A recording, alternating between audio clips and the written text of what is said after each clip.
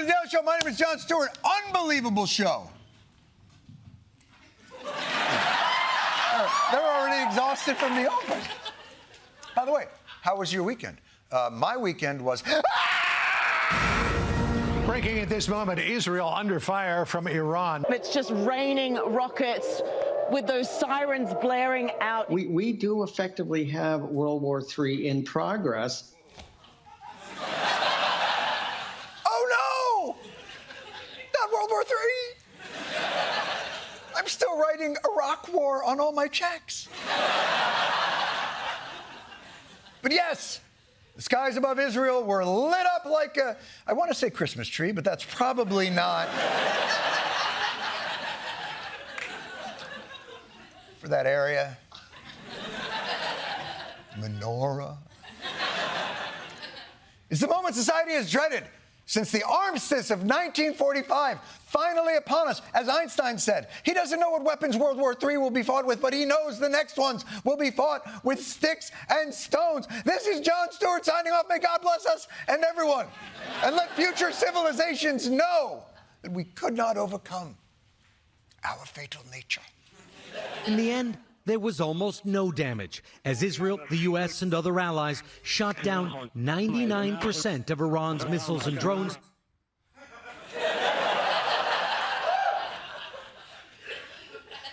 Huh. It wasn't World War III. I certainly regret doing this. Oh, boy. Moment of panic, and I guess sort of a primitive instinct, but... Is that me? Did I... Art Garfunkel? No. But kudos to the United States and to Israel. It shows just how effective a military defense system can be when you funnel American dollars away from health care and education. It really helps to build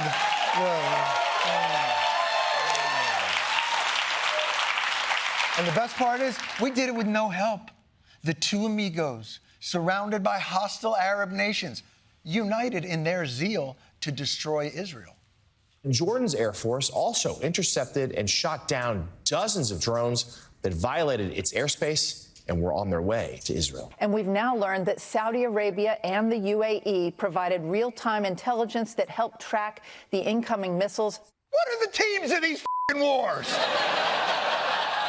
I don't even know the teams anymore. The Arab countries are helping Israel. I don't know what the teams are. We need to sort this out with jerseys or something. Because Iran could attack at any moment.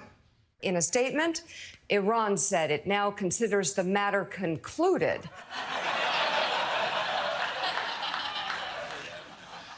Hey, did you hear that? We're good. We're good. We don't... By the way, he was delicious. Really? That's what got you? Anyway, we're going to be okay. Israel has vowed it will respond to Iran.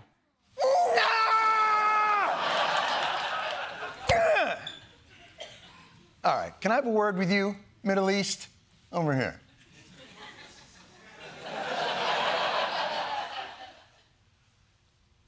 Shalom Aleichem. Trying to cover all bases. Listen, I hope this doesn't sound patronizing, but when we in the West drew your region's borders and set you up with perfectly functioning dictatorships, we expected a little better. See, the agreement was we would make up a whole new bunch of countries, some of which made sense. And in return, you would give us your delicious oil. That was the deal.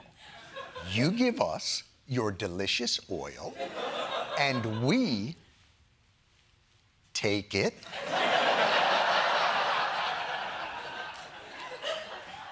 We certainly didn't expect to get drawn into all the drama that our that our actions created. And now, these wars have got us all turned around. At one point, we're helping Iraq fight Iran, and then we're invading Iraq, and now we're helping Iran fight ISIS, and then we're using ISIS to help fight Houthis that are backed by Iran. I mean,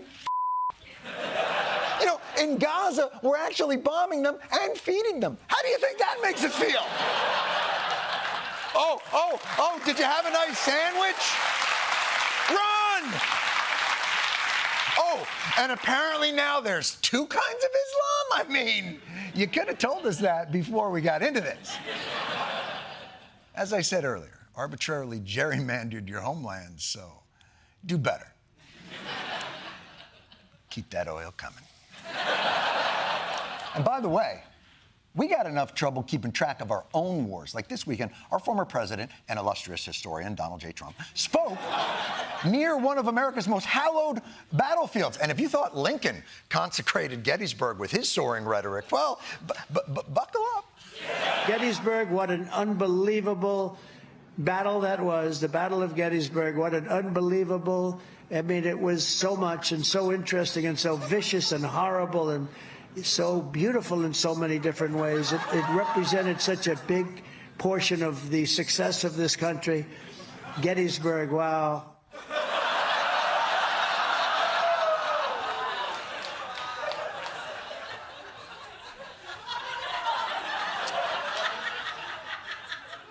That is plagiarized almost directly from my 7th grade book report, Gettysburg, wow. I did not do well. Is that even my name back then? It was vicious and horrible and beautiful. Is he talking about a Civil War battle or a horse giving birth? Like, it was bloody, but it's life. Now, obviously, I'm not a Civil War buff, like. But unlike me, he even knows all the famous quotes. I go to Gettysburg, Pennsylvania to look and to watch. And the statement of Robert E. Lee, who's no longer in favor. Did you ever notice that? No longer in favor. Never fight uphill, me boys. Never fight uphill. They were fighting uphill. He said, wow, that was a big mistake. He lost his great general. And they were fighting. Never fight uphill, me boys.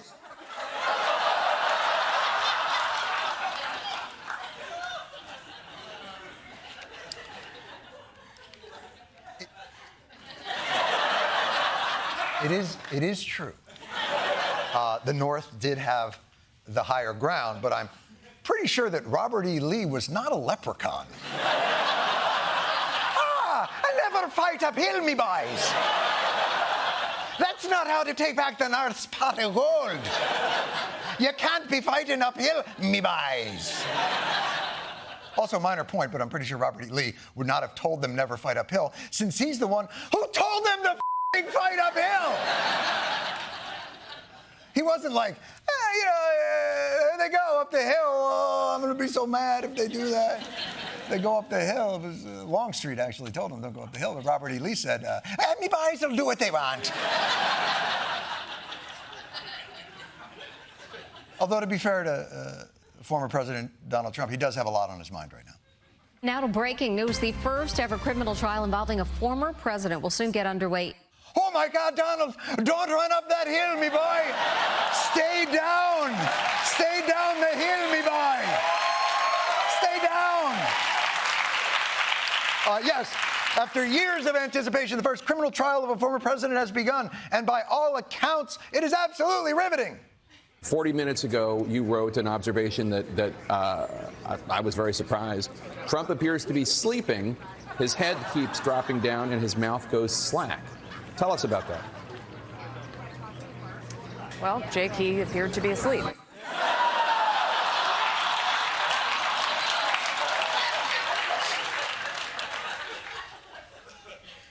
Hey, Jake. What part of head down, eyes closed, drool coming out of his mouth do you not get over here? He's snoring. He's doing the honk shoe. He's doing the me, me, me, me, me, me. There's a piece of paper going up and down in his mouth. He's asleep.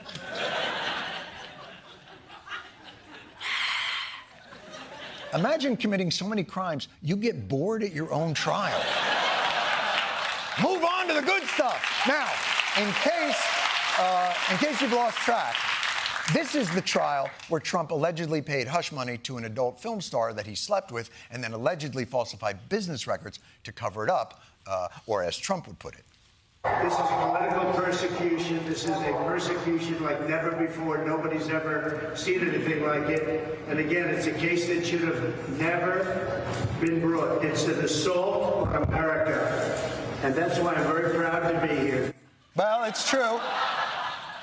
Trump is always very proud to be part of any assault on America. Look, even it... Oh.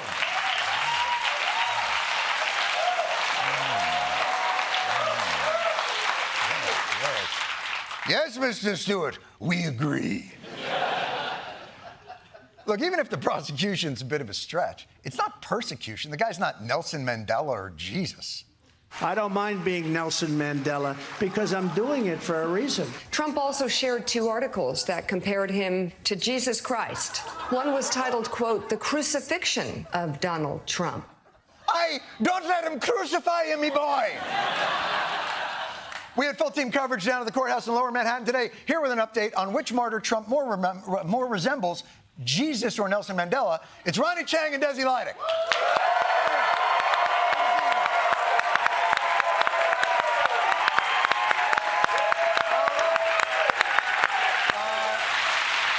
I'm going to start with Ronny Chieng. Jesus or Mandela? Clearly Mandela, all right?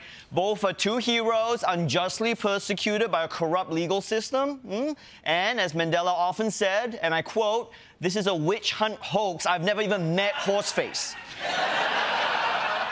I totally disagree, Ronny. Jesus Christ. He's obviously Jesus Christ. It's right there in the New Testament, or in its sequel, The Art of the Deal. Chapter 10, verse 8, "And lo, he evicted the rent-controlled tenants, and it was good. And tremendous, and vicious, and beautiful. Jesus, wow." All right. Hang on. Just think about this for a second, okay? Trump and Mandela, they both had 3 wives. Yeah? Jesus didn't even have a serious girlfriend, okay? The guy had no riz. I don't think Riz is an appropriate... Anyway, Mandela was in prison for 27 years, Ronny, so it's...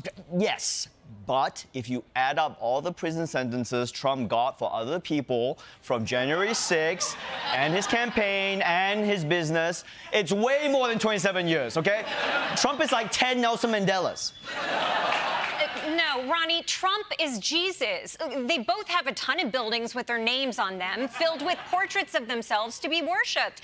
And they both sold sneakers, gold sneakers.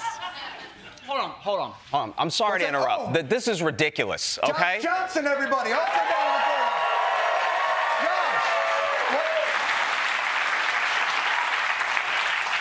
Trump is not Mandela or Jesus, okay? We all know that Donald Trump is OJ.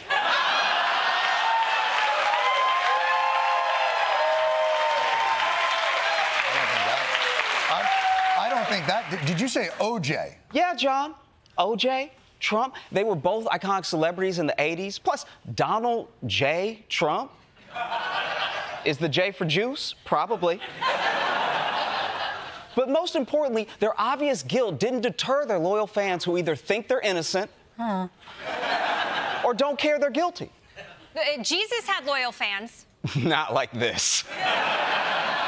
So if he's OJ, you're saying that whether or not Trump slept with Stormy Daniels or paid Stormy Daniels hush money, it's not going to matter. He's walking away a free man. Yes. And personally, I'm excited for the moment in the trial when Trump will drop his pants and say, "If the glove don't fit, you must acquit." Well done.